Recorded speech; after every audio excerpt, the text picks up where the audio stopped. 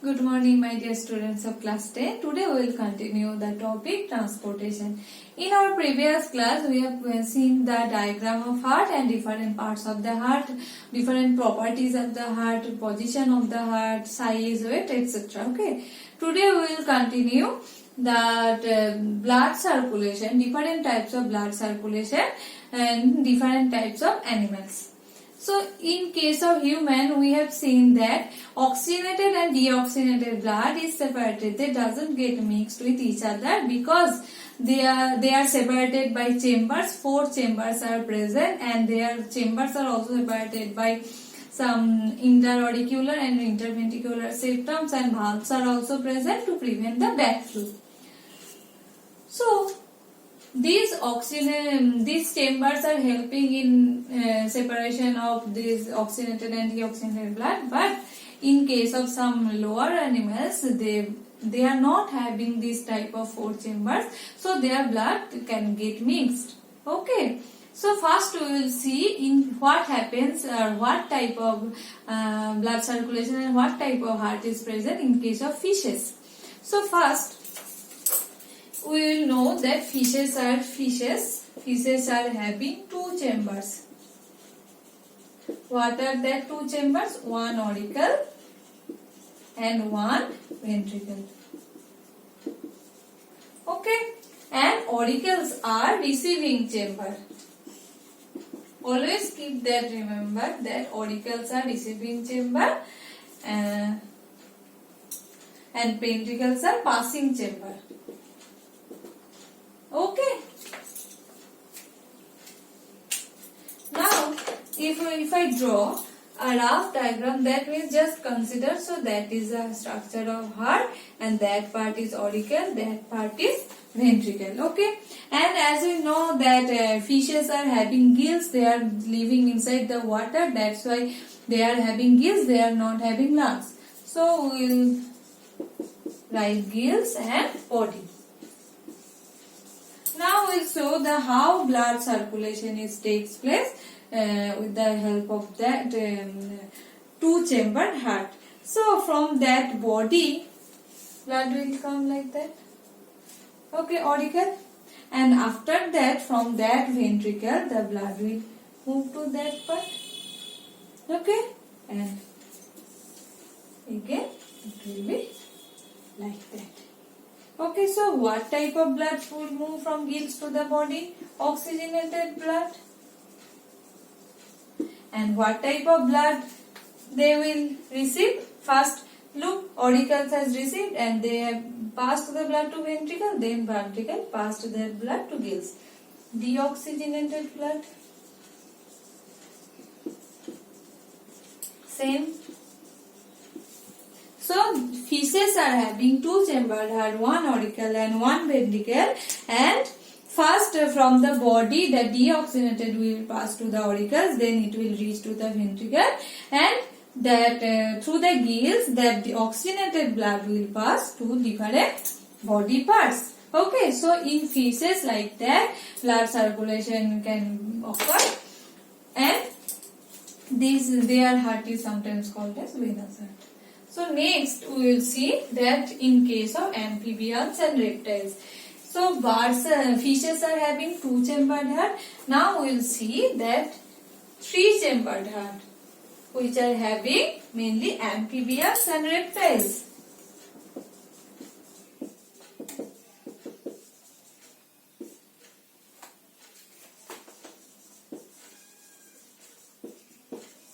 They are having mainly 3-chambered heart. Look, let me draw.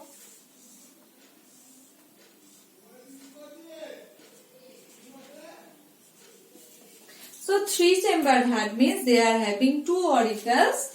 They are having 2 auricles and 1 ventricle. Okay, so they are having 3-chambered heart. So that is left auricle, that is right auricle, and only 1 ventricle is present. So now that side they are land animals, so they are having lungs, and this is the different body parts. Now how blood circulation takes place we will see. So first, okay, right?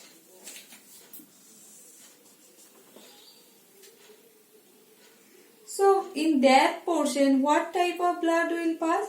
Oxygenated or deoxygenated?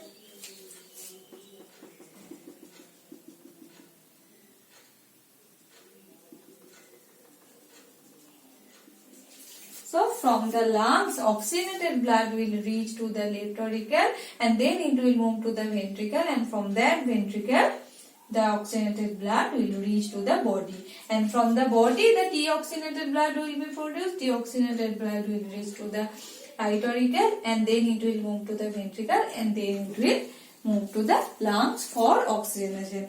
So this is the pathway for passing oxygenated and deoxygenated blood in case of three-chambered heart. So that is oxygenated blood, that is deoxygenated blood. Okay, so this is the case of three-chambered heart in case of amphibians and reptiles.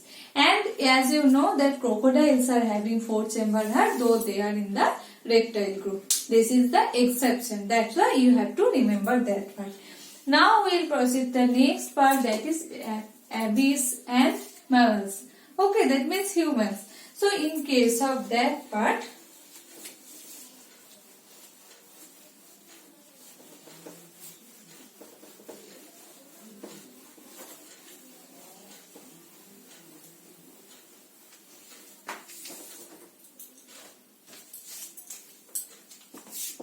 aves, mammals. So what will happen that they are having four-chambered heart and oxygenated and deoxygenated part is separated, and because of that, and they are having a high requirement of these two are having a high body temperature they need to maintain, because they are endothermic. They need to maintain that internal body temperature, and that part is also helping in maintaining temperature also. So now we will draw a rough diagram of four-chambered heart.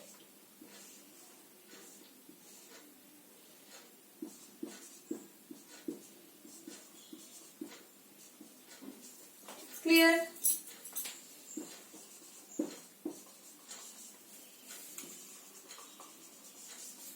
Okay. Now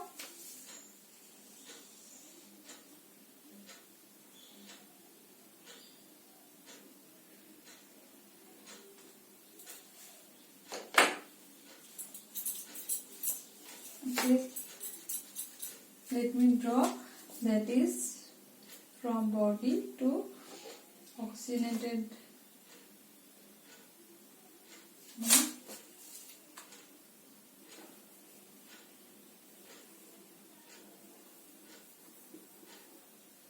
Okay, let me tell you one thing. That means in case of four-chambered heart, that part is left auricle and left ventricle, and that part is right auricle and right ventricle.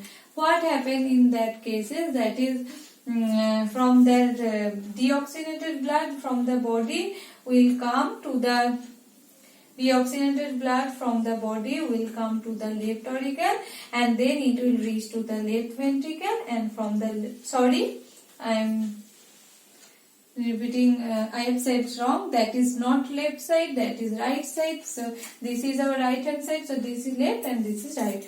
So deoxygenated blood from the body will reach to the right auricle, and then it will pass to the right ventricle, and then after that it will move to the lungs for oxygenation. Okay, and oxygenated blood from the lungs will reach to the left auricle, then it will pass to right auricle, and after that from the left ventricle that will reach to the different body parts. Okay, so this part is for deoxygenated and this part is also oxygenated. Okay, that is how in case of human and aves also oxygenated and deoxygenated blood is separated. Okay, that is how oxygenated and deoxygenated blood is separated with that four chambers. Now we'll see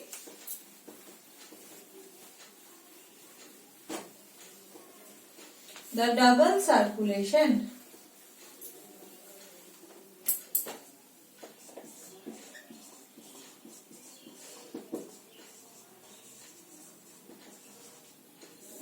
human blood circulation is called as double circulation. Why it is called as double circulation?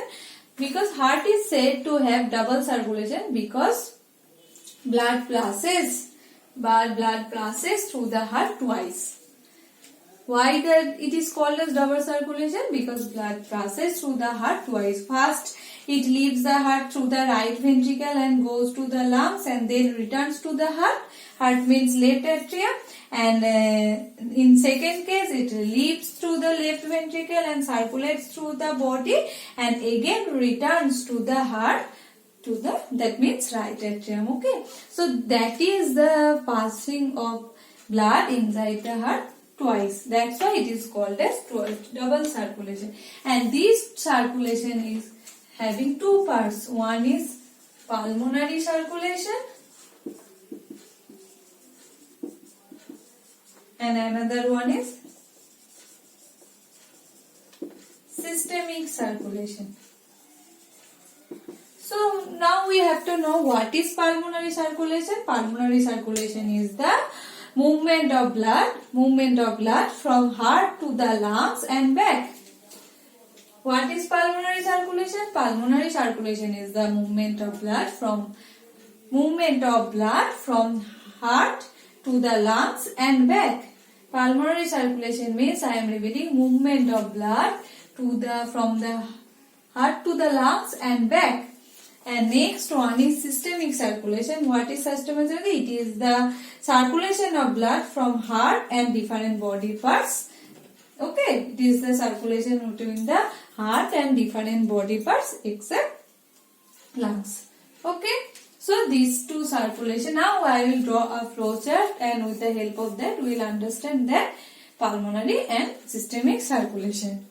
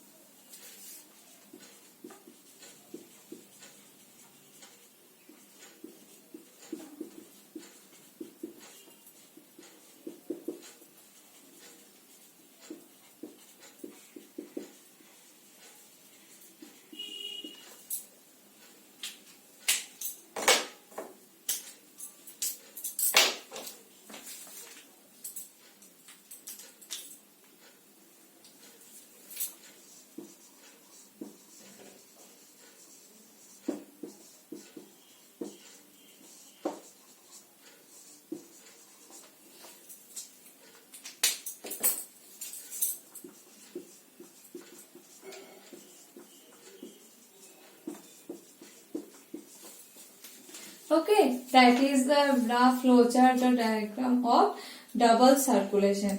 First, what will happen? We have written that four chamber, that is right ventricle, right atrium, left ventricle. What happens? From that lungs, oxygenated blood will reach to the left atrium. From the lungs, oxygenated blood will reach to the left atrium. From that left atrium, oxygenated blood will reach to the left ventricle. And from the left ventricle through the aorta, oxygenated blood will reach to the different body parts. Okay, and from that different body parts, deoxygenated blood will be carried by superior and inferior vena cava, and they will pass to the right atrium. And from the right atrium, that deoxygenated blood will pass to the right ventricle, and from that right ventricle, deoxygenated blood will be passed through the lungs. Okay, so this we have seen that blood is pumped through the heart twice, and this is that I have told that two types of circulation, that is pulmonary circulation and systemic circulation. And what is pulmonary circulation? It is the movement of blood from the heart to the back, and in case of systemic circulation I have shown. So this is the two types of circulation, and that's why it is called as double circulation. And this is called as, I am repeating, it is called as double circulation, and that's oxygenated and deoxygenated blood also separated in case of human.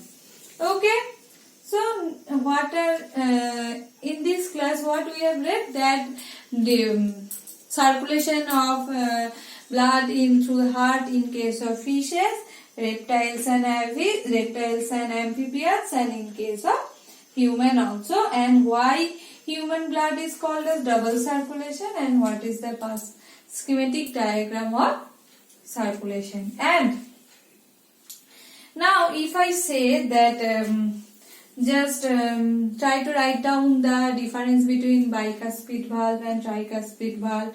Two semilunar valves are present, that is pulmonary semilunar valve, aortic semilunar valve. If I say that to differentiate between them, so just try to write it down. There is some differences between the valves.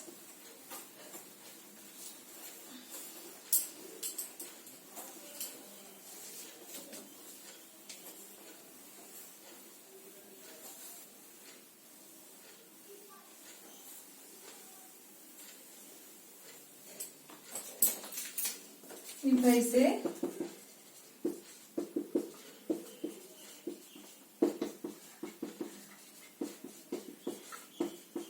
write the difference between bicuspid and tricuspid valve. So what will be the differences? First one, it has two cusps and it has three cusps, as the name suggests that tri means 3, bi means 2.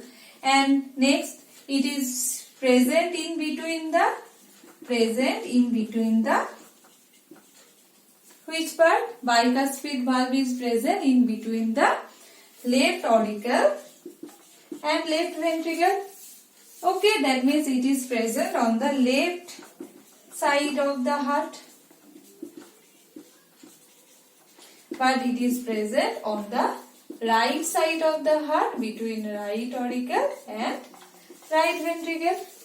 So bicuspid valve is present on the left side of the heart, and tricuspid valve is present in the. Again, if I consider that the passing of oxygenated and deoxygenated blood, that bicuspid valve is related to oxygenated blood and tricuspid valve is related to deoxygenated blood.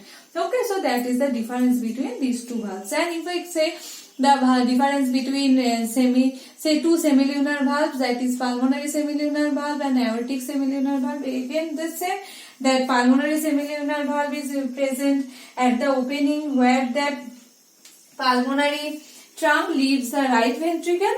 Okay, and that aortic semilunar valve is present in between that located at the between the left ventricle and the aorta. Okay, so these are the differences between these two valves. So in our next class we will know about the blood pressure and what is heartbeat, what is pulse rate. Okay, so for today that's it, and thank you.